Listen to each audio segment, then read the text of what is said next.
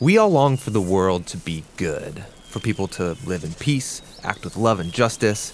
But there's a problem. Something compels us humans to constantly wreak havoc and destruction instead, and we call this evil. And from the Bible's point of view, evil ruins things in at least two ways. There's a direct effect of our evil, like when someone steals from another person, they've created injustice. Yeah, therefore, they owe something to make it right. But there's another indirect effect of evil, because they've also ruined the environment of the relationship, creating a lack of trust, there's emotional damage. It's like vandalism, and they need to make that right, too. Now, many people believe, hey, God is good. He should be the one to just get rid of all the evil in the world. But let's be honest. I mean, the evil that I see everywhere out there, it's the same evil that's inside of me. We have all contributed, and we keep doing it. And so this kind of puts us in a bind. If God's going to rid the world of evil, he'll have to get rid of us. And this is what's so remarkable about the story of the Bible. This God is so good that not only is he going to rid the world of evil, he's going to do it without destroying humanity. So how is he going to do that? Well, early in the story of the Bible, we're introduced to this practice of animal sacrifice, which I know, it seems weird to us, but for the Israelites, it was a very powerful symbol of God's justice and of his grace. So remember, I'm a contributor to the evil that's in the world. I should be removed. But God is allowing this animal's life to be a substitute. It's symbolically dying in my place. And the biblical word for this is atonement, which means to cover over someone's debt. But there's a second part to this ritual. Remember, evil also causes this relational vandalism. And in the Bible, this idea is described as polluting or defiling the land and making it unclean.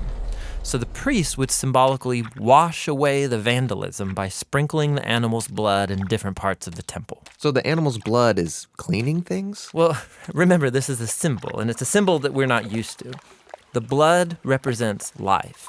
And the sprinkling of the blood is this representation of how God is cleaning away these indirect consequences of evil in their community.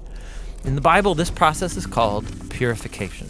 And so the temple and the land now become a clean space where God and his people can live together in peace. So this ritual makes things right between Israel and God. And more than that, the Israelites experience God's love and his grace through these symbols. And by being forgiven, ideally, this would compel them to become people of love and grace too. Right, that's the ideal, but it wasn't always happening. Right. So the prophet Isaiah, for example, he talks a lot about this. He opens his book by saying that the continual sacrifices of the Israelites had become meaningless because they were also allowing great evil in their midst, ignoring the poor and the oppressed. Even the Israelite kings were distorting justice. But Isaiah looked forward to a day when a new king from the line of David would come and deal with evil, but in a surprising way. The king would become a servant. And not just serve, but also suffer and die for the evil committed by his own people. And his life would be offered as a sacrifice. And this is the promise Jesus believed he was fulfilling. He's the King of Israel, suffering and dying on the cross. In fact, Jesus himself used Isaiah's words when he said that he came to serve and give his life as a ransom for many. And that word ransom refers to his sacrifice of atonement. And so all over the New Testament, we hear about how Jesus' death was an atoning sacrifice for us. It covered the debt that humans owe God for contributing to all of the evil and death in his world. But the New Testament authors also talk about Jesus' death as providing purification. And so we hear about Jesus' blood as a symbol of his life, having this ability to wash away the vandalism that evil has caused in us and around us, so we can now live at peace with God. So that's the meaning behind Jesus' death. But there's more to the story. Yeah, the New Testament makes this powerful claim that Jesus' death was not final. He rose from the dead. And so he's the sacrifice who broke the power of death and evil, which means that he lives on to offer his life to anyone who will accept it. He is the perfect sacrifice to which all the previous sacrifices were pointing all along. So because of Jesus, the early Christians stopped participating in the ritual of animal sacrifice. But they were given new rituals. There are two that Jesus taught his followers to perform. The first is called baptism.